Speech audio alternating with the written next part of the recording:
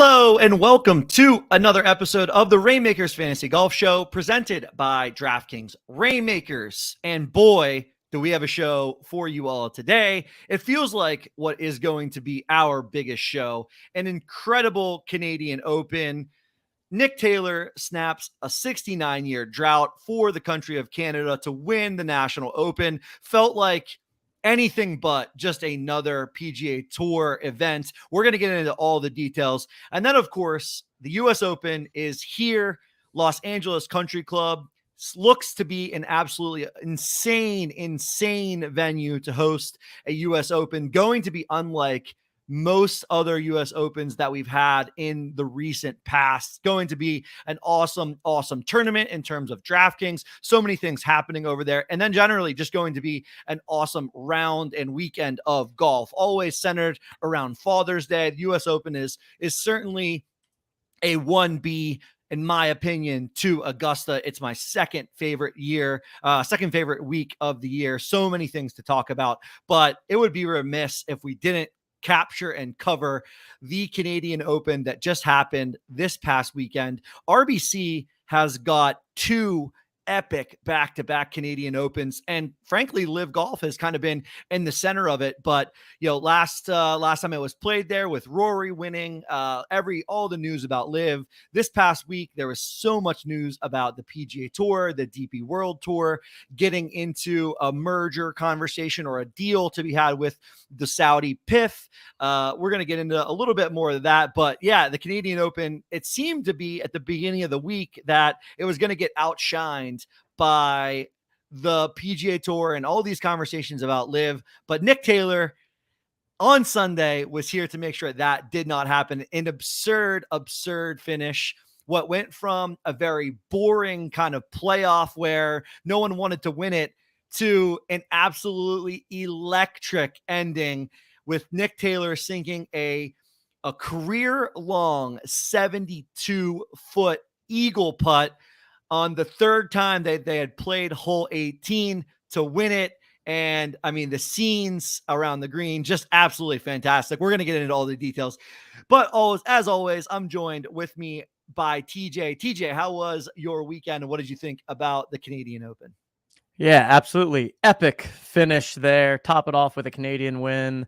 Adam Hadwin getting tackled afterwards during the celebration. I'm sure some people saw that. I think I saw people talking about it in Discord, but saw that floating around on Twitter. Yeah, really fun tournament. And just like you said, a ton going on in the world of golf. I was actually on vacation from Wednesday to Sunday this week. So I got back home just in time to catch the last two holes and the playoff, which was good timing indeed, but excited to chop it up with all of you. And amidst all of this, like we said, we got the next major coming up, the U.S. Open. A lot to unpack. So Coop and I are actually we're going to do two shows this week. So we're going to have a second show where we're going to talk kind of more general golf. We're going to talk about the PGA Tour LIV merger that is impending. We're going to talk about the Blitz Fantasy Golf Contest that we have that's live now for the U.S. Open. So we're going to do a separate show and also post that to the OTM podcast feed just so that we can get some Reignmakers focus in here. But yeah, exciting time to be a golf fan. And we keep saying every week, I feel like we're like, oh, this is really the heat of the season. There's a lot going on. And it's getting even hotter than we could have possibly imagined. And it's also cool to see golf reaching like mainstream headlines, which, I mean, like we're literally in the middle of the NBA finals and the Stanley Cup finals. And I feel like more broadly, golf is the number one topic in the sports world. So which doesn't happen very often, or at least in my sports world, as far as I see it. Yeah, I completely agree. I mean, golf has gone absolutely nuclear in the last week. Things are honestly seemingly getting more and more bizarre as the days go by. I tweeted a couple of times this weekend that I don't know the next time that I'll watch golf and not think about Jimmy Dunn. I, as a golf fan, had heard of Jimmy Dunn's name before, but never in a way like he is so seemingly present now after two kind of insane interviews. So yeah, TJ said it best. There's honestly so much to cover that we're going to give all of our thoughts, our takes on golf as a game, golf continuing to grow. The game is growing. There are tons of ways to get involved and watch the game. Fantasy options are going to continue to emerge. I'm excited for all things Blitz Fantasy Golf. So yeah, stay tuned this week for another show. TJ and I just giving all of our thoughts about golf, fantasy golf, the future of golf, and what is going to come of the PGA Tour merging with the DP World Tour and the Saudi PIF and all the things that are going to happen there. So going to be a fun show. Excited for Pick'em and Blitz Fantasy Golf as well. The U.S. Open is, like I said, my second favorite week. So an awesome tournament. We want to get that in the hands of everybody that's listening to this show. So stay tuned for more details on that show. But yeah, let's get back to Canadian Open. So the thing about this week, most of the week after the tournament started was the course was playing challenging. It seemed like there were guys that were able to go low, but if you weren't finding the fairway, if you were finding the rough, which was pretty thick, if you weren't rolling putts in, you could make some bigger numbers. We end up getting to -17 to get in the playoff, but Nick Taylor starts out on Thursday with a 75 and then just absolutely blitzes the field after shooting a 67 on Friday to make the cut, blitzes the field on the weekend, shoots 63, 66 to get into a playoff. And frankly, needed to birdie 17 and 18 in order to get into this playoff. It seemed like there were at least a couple of guys behind him that had a shot. The biggest one, obviously, was Tommy Fleetwood. And, Fleetwood is standing on 18T, tied for the lead. The 18th was clearly the easiest hole on the golf course. I think it played somewhere around like just above 4 strokes to par, like a 4.1 strokes, 4.2 strokes or something like that on average. So clearly a very gettable par 5. And he just makes an absolutely absurd mistake with his second shot. He hits iron off the tee, which he had done several times. So I don't think that was too big of an issue, but his second shot was just an absolutely poor layup, misses in the right-hand rough, has a crazy, chip to even just find the surface, ends up going over the pin, has some sort of like 50-footer, definitely not a makeable putt, rolls it down there pretty well, and he rolled the ball really well all week. I think he was first in strokes gained putting was Tommy. Didn't have a chance to make that putt, gets into the playoff, and then we kind of got into this golf where no one really wanted to seemingly win. Of course, they both wanted to win, but it wasn't like they were, hitting firm putts. And Tommy had probably the best chances to win in the first 3 playoff holes. And then even on the 4th playoff hole, Nick Taylor is sitting there with a 72-footer for eagle.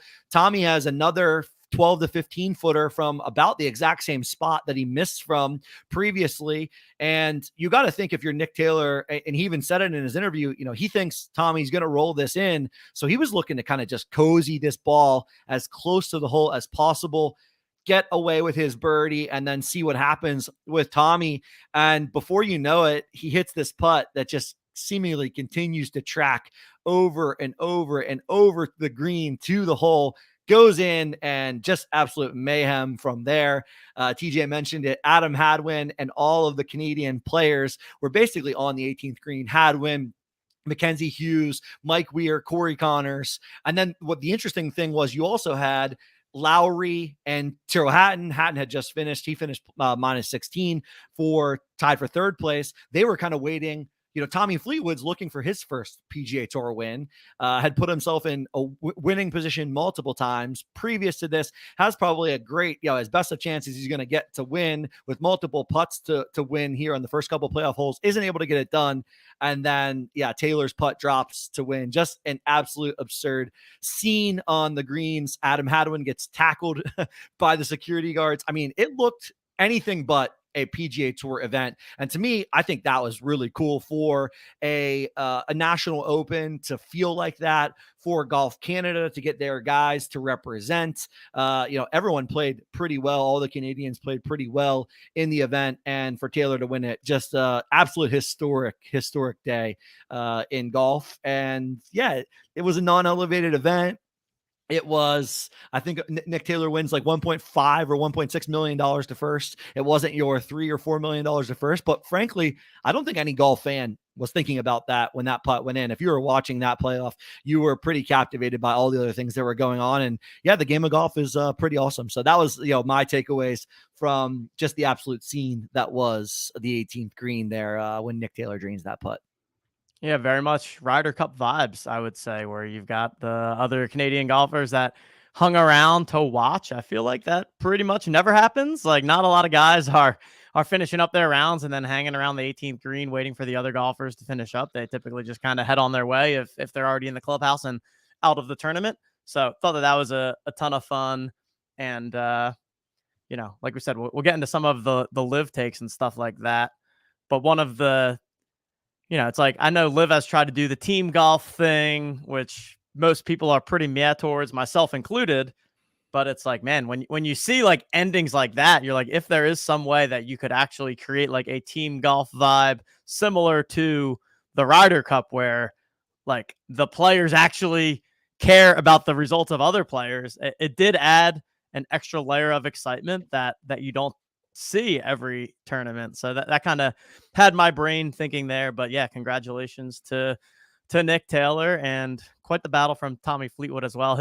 I liked his smile as the putt went in. He just kind of looked at his caddy and was like, well, what are you going to do? I mean, if he's going to make that, then it just is what it is. So I think it was the perfect ending to a battle of a playoff. And you always like to see it end because one of the guys won it versus like one guy just kind of choking it away. And for a while, it was looking like it was destined for one of them to choke it away with how difficult they were making it on themselves. But some good golf down the stretch, and a 72-foot putt. Pretty impressive. Yeah, I well said about loving to see someone kind of take it and not a mistake happen, because that's exactly what it felt like. It was 3 holes where, and honestly, Fleetwood, to me, the way he had putted all week, it just felt like, especially on the ninth, the par 3 ninth, they both hit shots that kind of spin back, and they're both Taylor kind of more in the fringe with a lot more fringe to contest with than Fleetwood. Taylor hits his up there. It's literally right in the heart. It just doesn't have enough speed to get to the hole. So he leaves it, 2-3 inches. I don't know, maybe a little longer than that, but less than a foot short. And then you just kind of have this feeling that, and everyone there, I mean, the crowd was 99% Nick Taylor, obviously being in Canada, 1% Tommy Fleetwood. It might have been like Fleetwood, his caddy, and, Hatton and Lowry, the only guys rooting for Fleetwood. And he has, 12 feet. He's on the fringe, but he has 12 feet. You just feel like if you're not going to make that putt, especially in this scenario, it's going to be really hard to win. And that's when it felt like someone was going to make a big mistake and someone was kind of just going to limp off with this victory until that third time they play 18th absolutely flipped around. Just an incredible finish. So much drama. And it is awesome, in my opinion, in professional golf, how often we get playoffs. And there's nothing like playoffs after 72 holes. I heard this on Sirius XM radio, but like, it's a completely different beast to go from playing stroke play tournament style golf where you're in your own element to sitting there in the playoff playing basically match play golf. It is so different. So it's interesting to hear the mental things that golfers go through and people that have been in that position in the past. It was interesting to hear that, but it was awesome to see Nick Taylor just emerge and take that victory. So cool for the country of Canada. So cool for him. 72 feet, as we've said multiple times, his longest putt of his PGA Tour career to win what will be a decorated, celebrated event in Canada for a long time. Heard this morning he will likely be Canada's Athlete of the Year. It will be as if, when it was referenced when Sidney Crosby scored the golden goal in the Olympics for Canada for United States, or for Canada versus US hockey. It was referenced among those type events for Canadian history. So cool to see that happen, and absolutely history being made. A couple notables from the rest of the field. Tyrrell Hatton played awesome birdies, I think 4 in a row to finish, 15, 16, 17, 18, 18, birdies them all to finish and to get into the house at 16. Prior to Hatton finishing, Aaron Rye had got to 16, and before that, Eric Cole was actually in the house at -14. All guys we've mentioned on this show. I wrote up Mark Hubbard last week as a play that I liked in the mid-tier. Hubbard, I mean, if he makes any putts on Sunday, I think he has a real shot at winning this tournament. He shoots a 66, but I think that 66 could have been, or sorry, he shoots a 70 on Sunday. I think that 70 could have been a 66, 67. I think he had so many chances, so many putts left right in the middle of the heart, played absolutely awesome golf all week. Justin Rose was up there. Rory plays great golf. He finished -12, finished inside the top 10, T9. Adam Hadwin, notable that Hadwin was on the green. He's trying to spray champagne everywhere, gets tackled by security. It went viral. JT, I think, had a tweet or an Instagram about it. Several other golfers had a tweet or an Instagram about it. Nobody dunked on Hadwin more than his own wife, who had an awesome tweet and said, like every other Canadian, Adam Hadwin actually apologized to the security guard for being tackled. Sorry. So yeah, pretty funny to see that happen. But yeah, those are my notables from this week in terms of other golfers in the field. Anything else that stuck out to you and performances near the top that you'd like to see, TJ? Definitely stands out that Rory in the mix again come Sunday. Still hasn't quite got it done, but in some ways, I feel like my general instinct is like, Rory's been struggling lately, but his last finishes were 9th, 7th, and 7th. So, similar to how we talk about Scheffler and Rahm in some ways, it's like Rory is quote unquote struggling, but still has 3 top 10s in his last 3 tournaments. So definitely someone to keep an eye on heading into the US Open this week. And Corey Connors, another Canadian that was in the mix, but did not have a very good Sunday. So kind of fell back to like 20th or something in that range. And overall, good fun tournament, really fun, non-elevated event as well.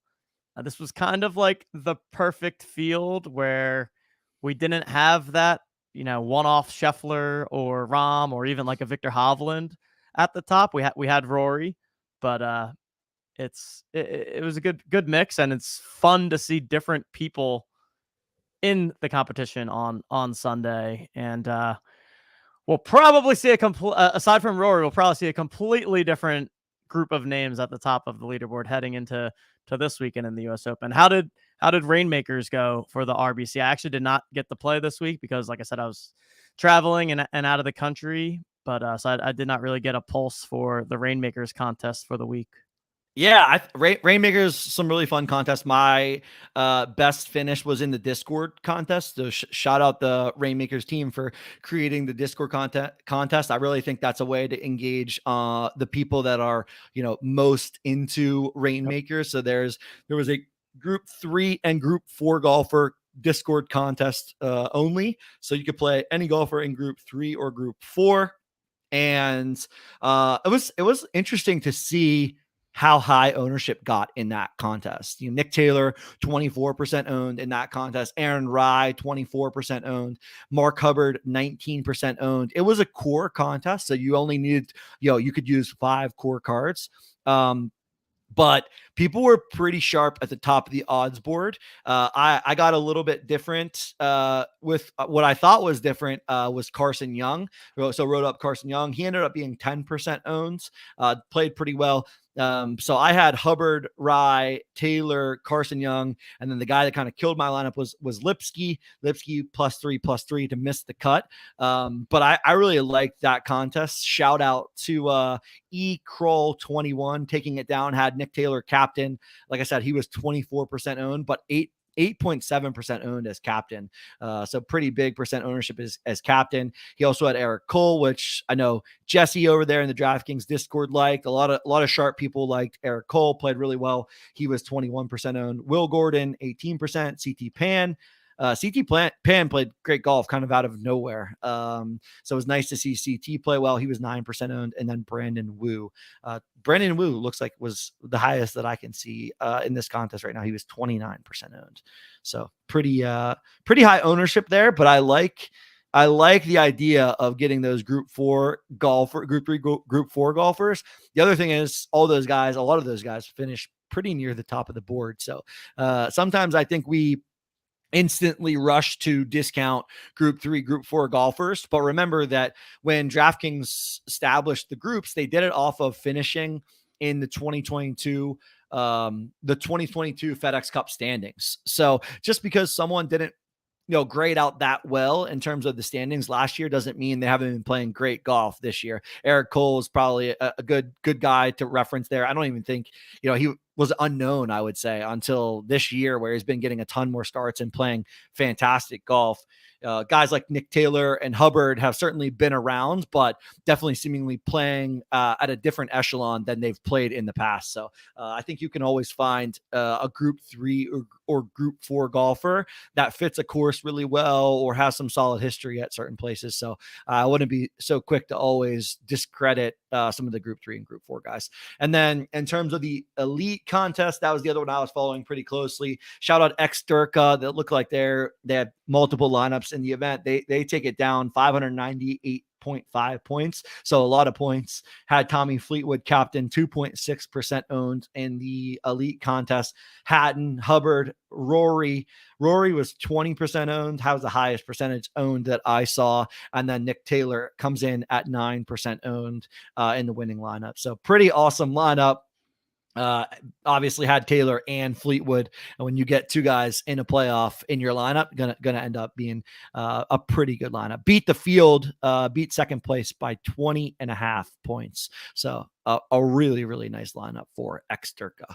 But yeah, I think it was a fun week of Reignmakers contest. I've mentioned this on the show on Wednesday. I do really like the way DraftKings has changed the pricing and the payouts for the non-deluxe weeks. So this was a premium week, 275K, but they flattened the payouts pretty nicely. So I think you still get a really solid sweat for trying to get your money back. Unfortunately for me, had Adam Svensson, who the one Canadian that didn't fare as well. He missed the cut in my lineup. So didn't really have much of a sweat this past week, but onwards to the US Open, where we have another deluxe event, 350K. There's a ton of DraftKings Reignmakers stuff happening. I'm honestly still playing catch up. Have had a little bit of a crazy 48 hours, but there's rare crafting available.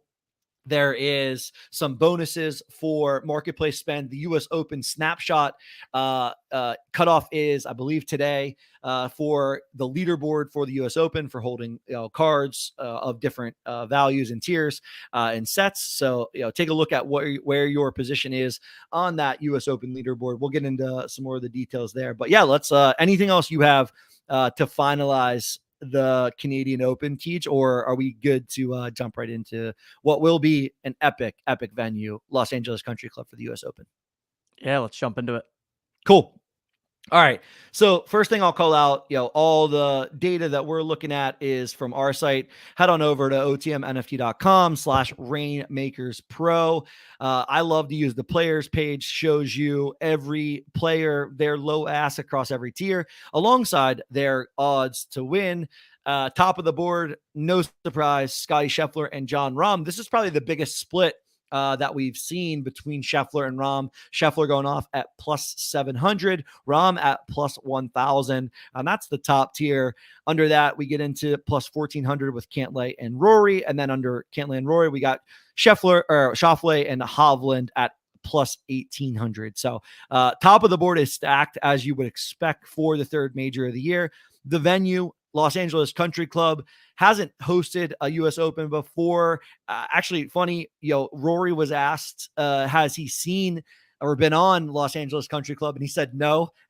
He watched some YouTube videos and some other stuff like that, but hasn't seen the course. I think we'll have a good number of players who haven't seen much of this course. A very different style US Open course, pretty big fairways, But if you miss fairways here, you're going to be punished. There's Barranca. The rough was, I think, to be initially, my read on it was that the rough wasn't going to be classic US Open rough and going to be insane, but it seems like they're growing it up. And from what I've seen, the classic drop the ball in the rough on Monday at the US Open venue and take a video of it and put it on social media, it's pretty gnarly. So you don't want to miss these fairways, but it's going to be a really, really big second shot golf course. There's also going to be some gettable holes. A lot of times at the US Open, there are no easy holes. There are no birdie holes. But this course has some gettable holes, and then it has some really, really hard holes where you're going to absolutely love par.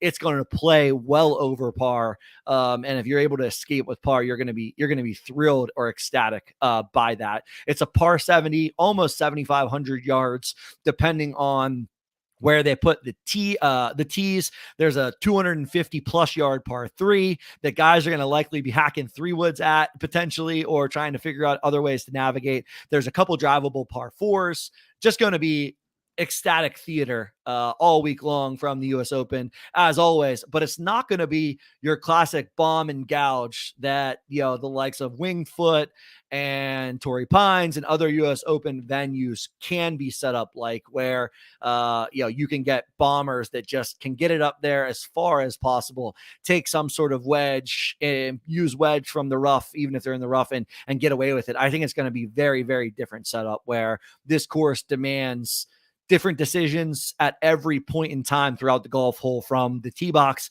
all the way to the green and the undulations that the greens offer. So it's going to be an awesome venue for the 123rd US Open. Should be a great one. Looking forward to it. And as always, we've got all the who's in there. Coop walked through the top of the board, and typically when we approach these majors, A, because all of the top players are in it, and B, because of the difficulty of the course, we do tend to see the top players rise to the top of the leaderboard. So definitely something to be keeping in mind as we put together our Reignmakers lineups. That said, outside of that very top of the board, the kind of 6 or so guys that you referenced, I feel like there's a grouping of 20 guys after that where, it's hard to definitively say that, I don't know, Matthew Fitzpatrick is definitely a better play than, who knows, Adam Scott, right? Like, there's just a whole cast of characters that can perform here. So I think it's going to be a really fun Reignmakers in particular week here. And, obviously also when we have these majors, we have all of the LIV guys over here. So it sweating, like, I remember this from the PGA Championship, sweating the actual tournament leaderboard versus sweating the Reignmakers leaderboard. It's quite unique when not all of the players that might be at the top of the leaderboard are available in the fantasy game. So looking forward to it, and pumped to talk through some of the players in terms of general mold of golfer that we're looking for here. Yeah, you're just gonna need everything, right? Yeah, let's break it down by tier. I actually love kind of thinking. I think you teed it up really nicely. I think, and honestly, in my opinion, let's take DraftKings Reignmakers out of it for a second.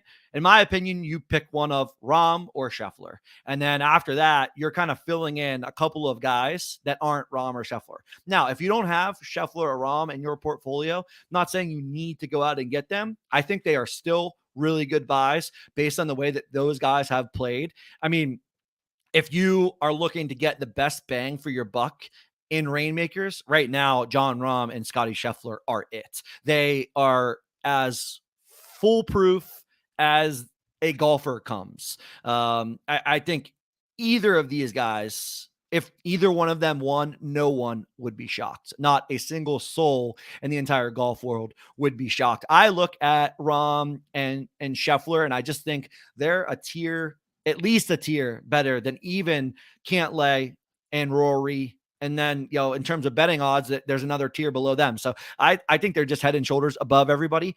The question that we've talked about on this show multiple times is, will Scottie's putter show up? Because you can look at every statistical category and you would simply keep coming up with the name Scotty Scheffler, except for putting. And then you also got to mix in the fact that it's a major championship.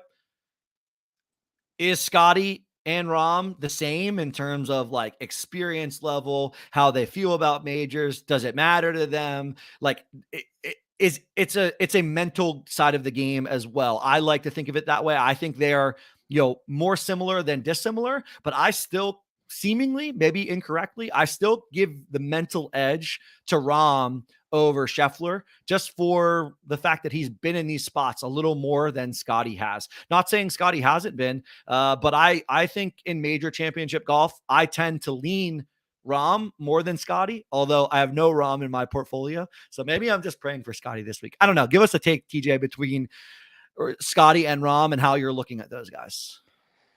Always so difficult. My general lean is always towards Rahm, kind of for the same reasons that you just mentioned. All the quote unquote intangibles, if you will, and the experience factor, and just the mental toughness of when Rahm is in a final group on Sunday. I just don't see anyone beating him.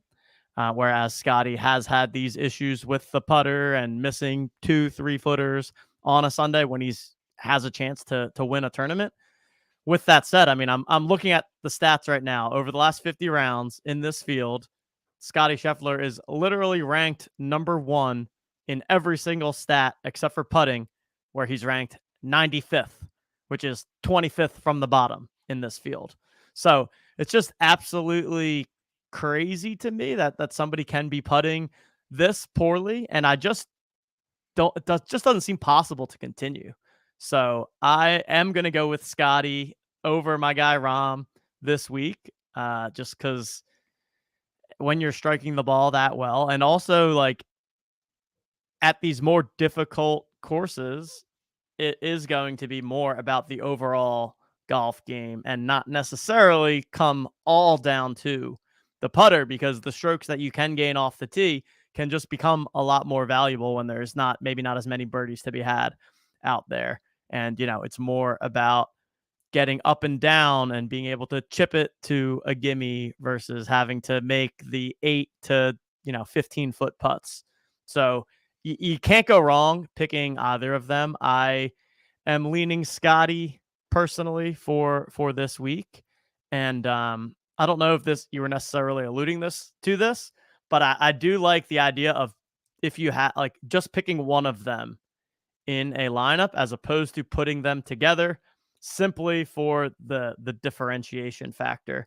I think when you look across the Reignmakers player pool of people playing the game, there's going to be a lot of people that if they have both a Scheffler and a Rahm, their instinct is to make that one super lineup and put them together.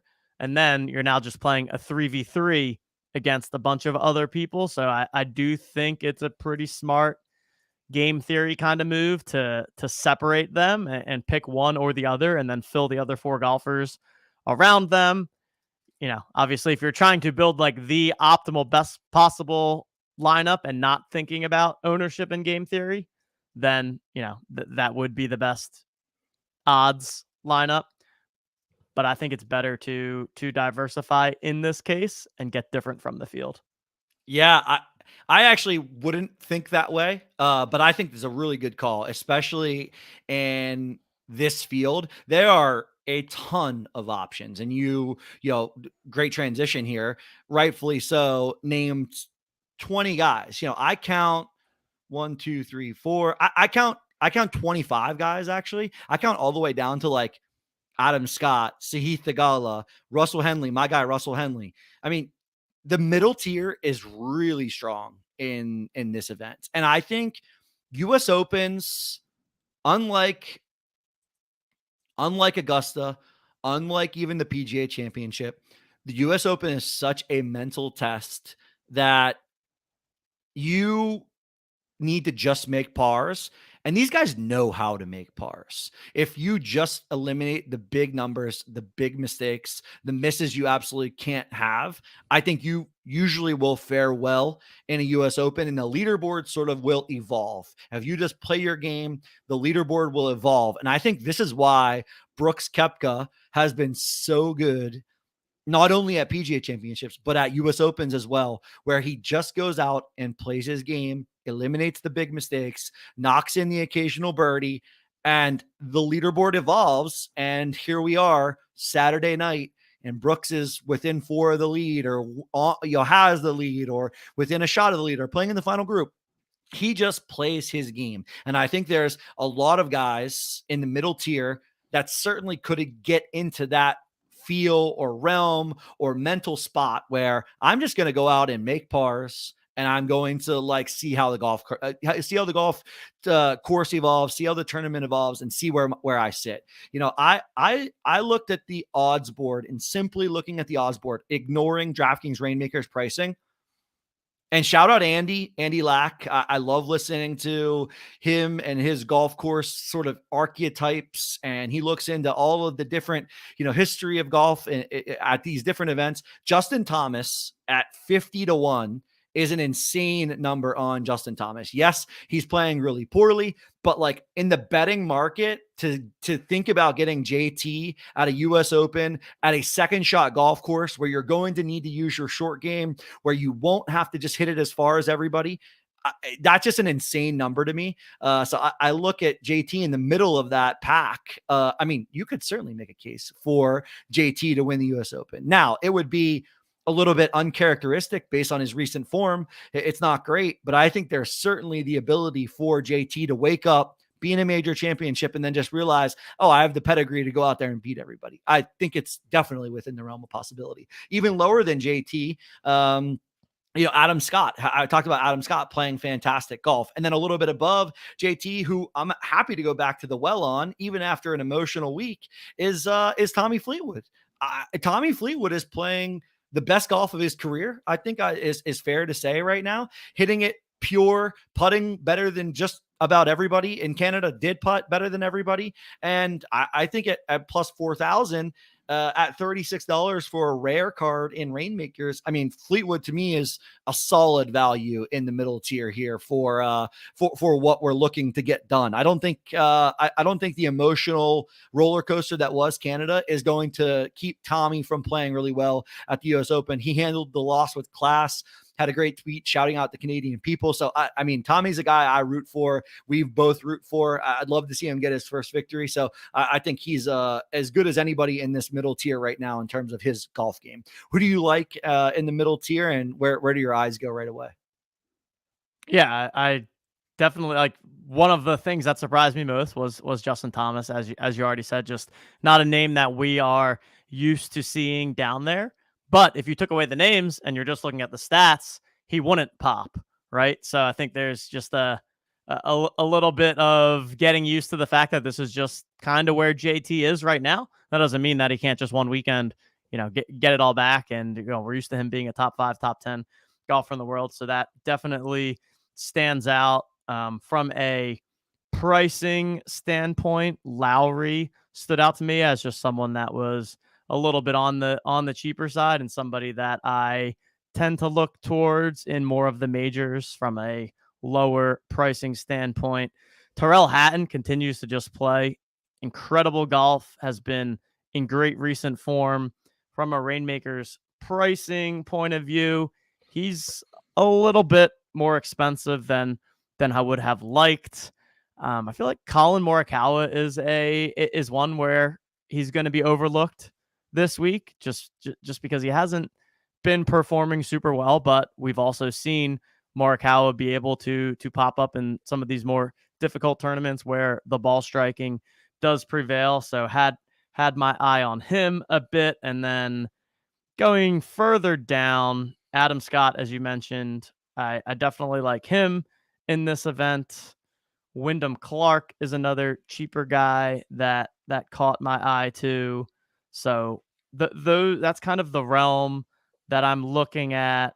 But yeah, it's like, I mean, I'm checking out him on the OTM website, Reignmakers Pro, in the players section, and any of this top 30 that shows up on the, so basically anyone that's 100-1 or better, like, I'm not saying they can all win, but I do think that there's some good differentiation to be had outside of the top 3 to 5 golfers. So, and I couldn't decide on Tony Finau because my first instinct was that I like him, but then I'm just like, I don't know.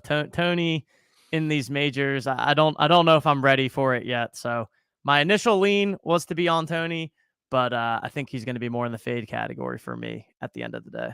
Yeah, and I think this is a spot where Reignmakers differentiates itself from traditional DFS golf. I'm in on Tony because I have Tony in my portfolio. I I have him was too, so I'm able to gonna have pull to him. I'm gonna play So him, yeah, obviously, but we're I'm gonna not play him like and be in on super him. pumped. I'm not like thrilled. I'm not like, oh, I've got Scheffler or Rahm, but I think Tony Finau, the coolest thing, in my opinion, a little bit different than DFS, where you're making that decision every week. You get that vested interest in that player's sort of longevity, and you can talk yourself into a lot of things in professional golf, and especially at majors. And to be there to say, hey, you know what, Tony did win in a major, and I was on him. I think is a fun thing to think about. I want to ask you one thing because I think you brought up somebody who I'm never on, and when I am on him or when I've been on him in the past, I constantly get him wrong. But I looked at Tyrrell Hatton, and Tyrrell Hatton's strokes gained total in the last 6 events: 14.12, 7.18, 8.78, 10.64, 12.49, and 6.68.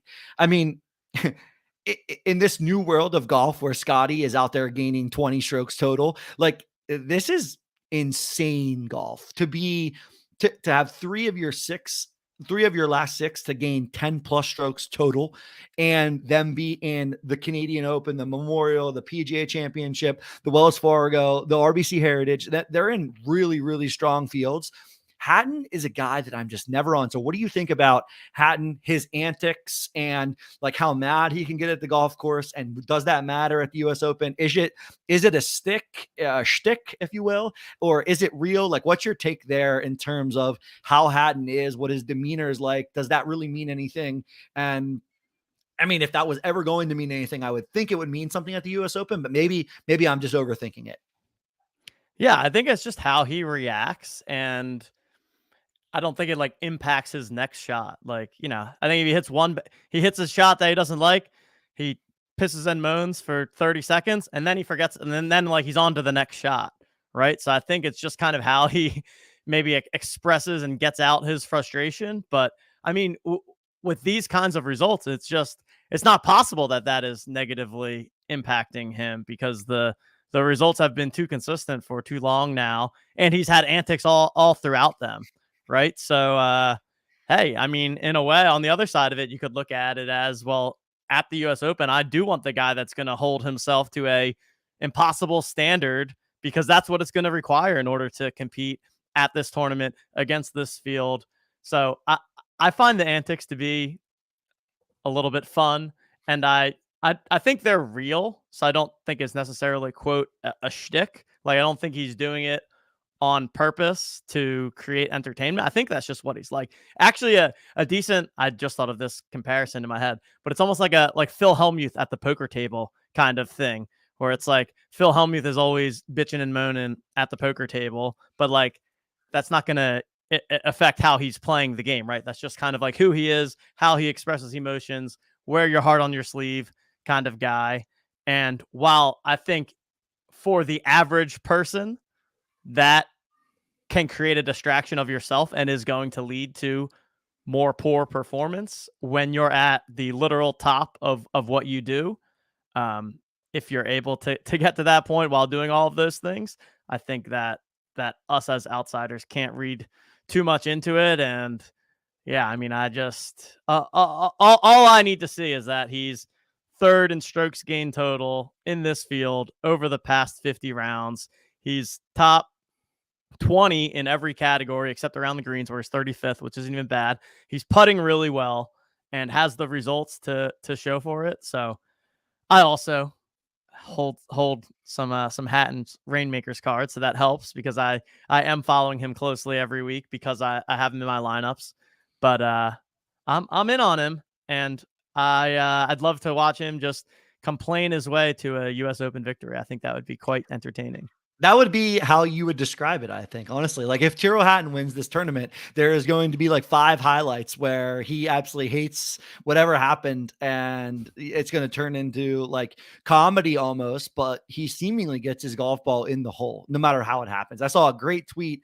Hatton had a pretty poor 18th hole at RBC Canadian Open, and he has probably 12, 15 feet or something like that for birdie.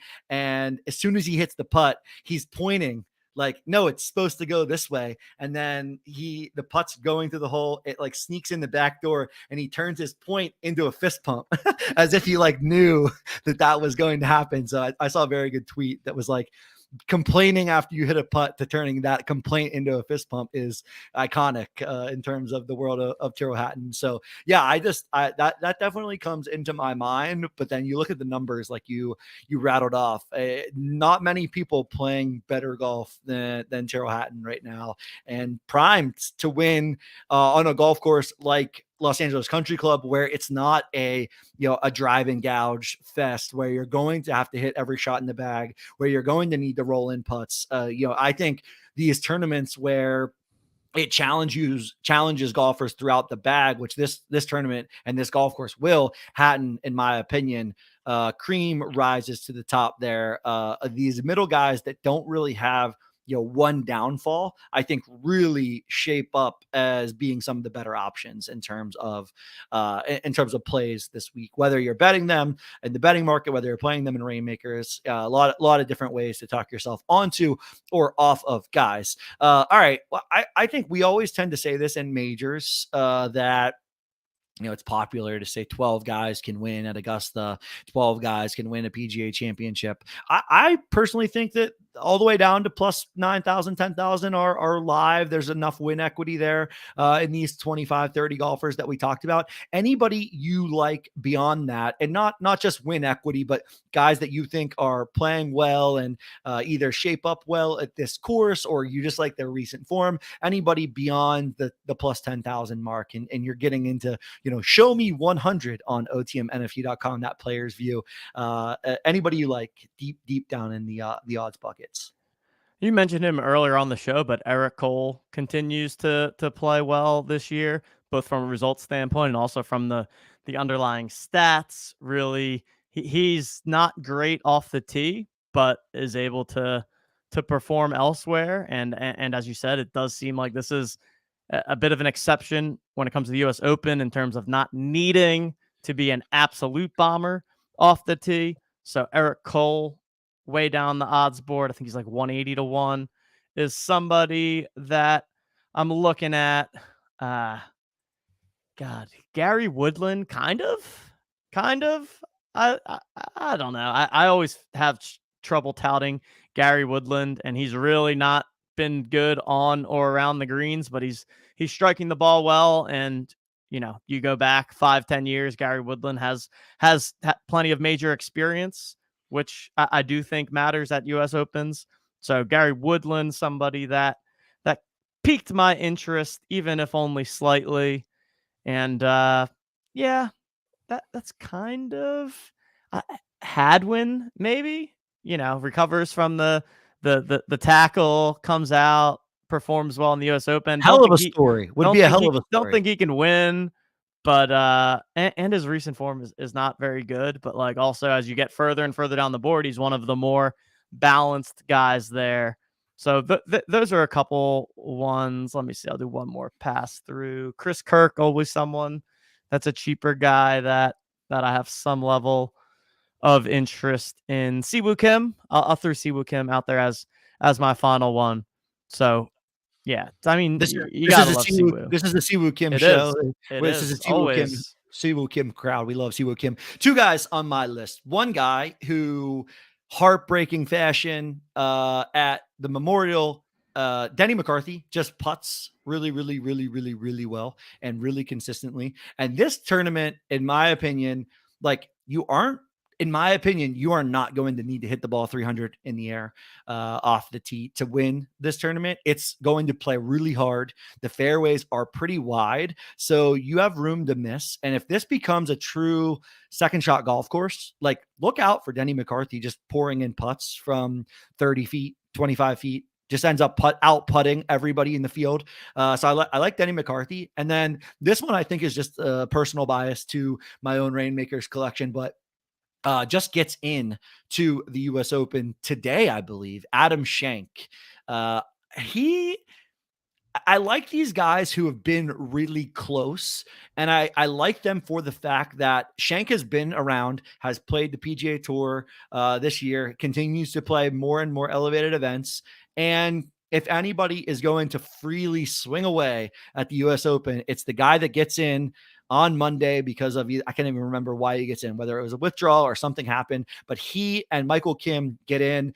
Adam Schenk just finishes second in a playoff to Emiliano Grillo a couple weeks ago. He knows he can play with some of the best players in the world. He goes out there, he swings freely, he shoots even par the first two days. He shoots 3 or 4 under on Saturday, and all of a sudden he's, in the mix in terms of like playing really well at the U.S. Open. So I think it's a little bit more of a quote unquote long shot, if you will, but I can talk myself into the narrative that sometimes golf is this mental game where you're grinding so much. And, if you guys are out there watching the PGA Tour and you don't think that these guys are grinding, they are absolutely grinding week in and week out to win these events, to get themselves in position to play majors, and to get into a major on a Monday, to show up, to be sort of mentally free, if you will, to have already potentially written it off. I like that narrative. So I'll talk myself into a little Adam Schenk this week. I'll have an article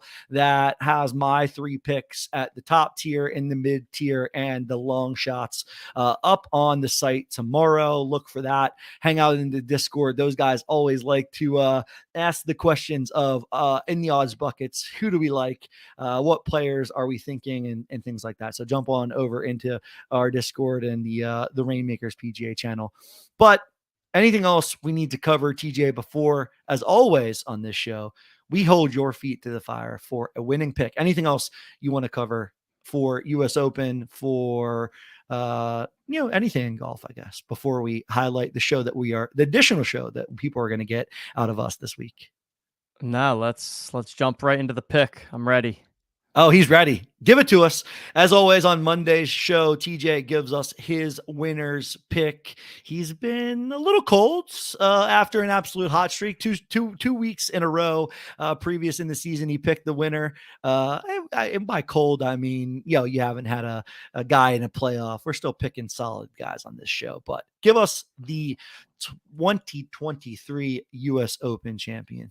Yeah, it's a lot of guys you can go with here, but I'm gonna ride a little narrative street, because with all the PGA Tour and LIV stuff going on, I think there's one guy in particular that got extra screwed by all of this, because he's been sticking his neck out for the PGA Tour and dealing with a lot of BS and a lot of distractions. And I think it would just be epic when Rory McIlroy comes out and is the 2023 U.S. Open champion, just throws it down all the haters' throats. So there we have it. 3 top 10s in a row. But this week, Rory does indeed get it done on Sunday, and he is your 2023 U.S. Open champion. Love to see it. As always, TJ finds a way that I possibly couldn't say anything else to close the show than Rory on the 18th green, winning the U.S. Open. Would be fantastic for golf, would set the golf world ablaze again. You're going to hear mine and TJ's thoughts on all things golf, including some Blitz Fantasy Golf, a product that we are super pumped to release to the people. We've got a contest for the U.S. Open live on our site. We're going to go through all of that in more detail on another show this week, so stay tuned for that. Until then, tomorrow you'll get my Reignmakers article, highlights plays I like in the long shot, the mid tier, and the top tier odds. And then on Wednesday, I'll be back using our site, otmnft.com, to build my lineups for this week. So look for that show on Wednesday. I might be in TJ's office for that show. I'm not exactly sure where that show will be coming to you live from, but stay tuned for that. Until then, I like to answer any listener questions on the Wednesday show. Find me in the Discord, fire those questions in. I'll go through all of them on the Wednesday show. And until Wednesday, get your lineups ready. Head on over to DraftKings, the Reignmakers section. Check out your position on the leaderboards in terms of the US Open snapshot. Get your crafting tokens. Get the crafts done. If you're interested in any of the other things out there for the big scramble, get into that. I'll dive into all the details there on Wednesday. All right. Until then, I think that will do it for us. Rory, your 2023 US Open champion. You heard it here from TJ first. Talk to you all on Wednesday. And that'll do it for this episode of the Reignmakers Fantasy Golf Show. We're out. Later.